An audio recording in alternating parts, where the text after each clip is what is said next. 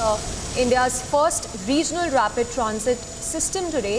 The Prime Minister will be inaugurating the priority section of Delhi Ghaziabad Meerut RRTS corridor at Shahibabad Rapid X station in UP. तो ये तस्वीरें इस वक्त आपको दिखा रहे हैं। प्रधानमंत्री नरेंद्र मोदी ने आज आरआरटीएस के विकास से आर्थिक कार्यों को बढ़ावा कहीं ना कहीं इस ट्रेन से मिलेगा और इसका उद्घाटन प्रधानमंत्री नरेंद्र मोदी ने किया है। क्यूआर कोड के जरिए टिकट भी लिया और उनके साथ में उत्तर प्रदेश के मुख्यमंत्री योगी आदित्यनाथ और राज्यपाल आनंदीबेन पटेल भी इस दौरान मौजूद रही। ये तस्वीरें इस वक्त आपको दिखा रहे हैं और अब से कुछ ही देर में हरी झंडी दिखाकर पहली रेल को रवाना भी करेगी। हमारे साथ में हमारे सहयोगी गिरीश निशाना भी लगातार बने हुए हैं। गिरीश, आगे आने वाले समय में इससे फायदा तो मिलेगा ही, लेकिन साथ ही ये पहला चरण है।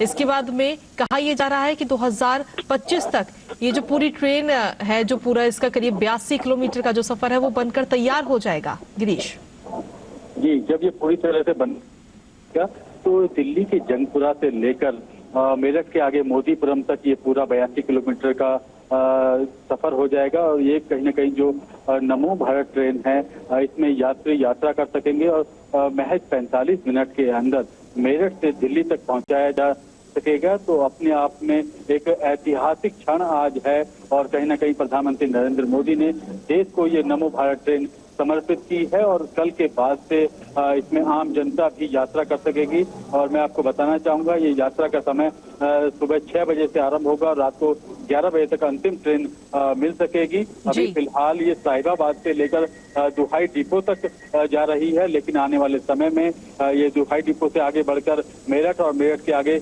मोदीपुरम तक ये बन जाएगी। और दिल्ली के अंदर अगर बात की जाए तो सराय काले खां से आगे जंगपुर तक इसको प्लानिंग की गई है। तो अपने आप में एक सौगात है। नए भारत की जब बात करते हैं, न्यू इंडिया की जब बात करते हैं, तो इस तरह की सौगात देश को मिल रही है जो अपने आप में देखने लायक है, दुनिया को बताने लायक है। क्योंकि ये जो ट्रेन है, ये अहमदाबाद के अंदर स्वदेशी रूप से तैयार की गई है। भारत के अंदर ही इस ट्रेन को तैयार किया गया है और जो तमाम सिस्टम है वो भी भारत में तैयार किए जा रहे हैं। अब से कुछ देर पहले प्रधानमंत्री नरेंद्र मोदी ने एक आरआरटीएस कनेक्ट ऐप को भी लॉन्च किया है और उन्होंने खुद यहाँ पर टिकट लेकर लिया है। नमो भारत ट्रेन का पहला टिकट उन्होंने लिया है और वो अभी इस ट्रेन के अंदर यात्रा भी करेंगे। बिल्कुल गिरीश, और ये देखिए तस्वीरें भी हम अपने दर्शकों को इस वक्त दिखा रहे हैं। प्रधानमंत्री नरेंद्र मोदी ने हरी झंडी दिखाकर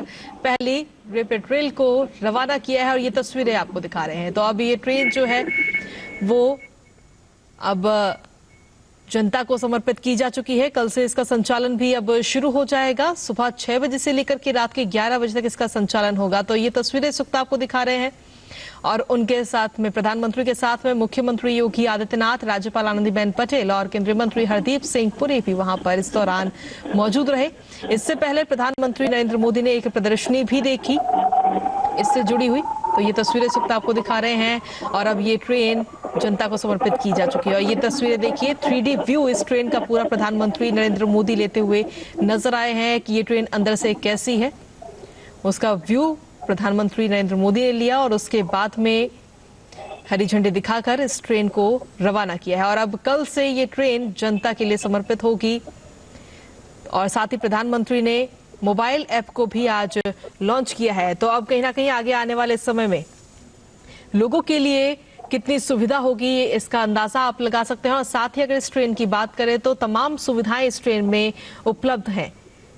अगर देखा जाए तो इस ट्रेन में पूरे 6 कोच हैं, जिसमें से पहला कोच जो है उसमें काफ़ी सारी सुविधाएं दी गई हैं। आप वहां पर न्यूज़पेपर और मैगजीन्स रीड कर सकते हैं। साथ ही वहां पर व्हीलचेयर की भी व्यवस्था होगी। इसके अलावा जो दूसरा कोच है वो सिर्फ महिलाओं के लिए रिजर्व कोच रहेगा।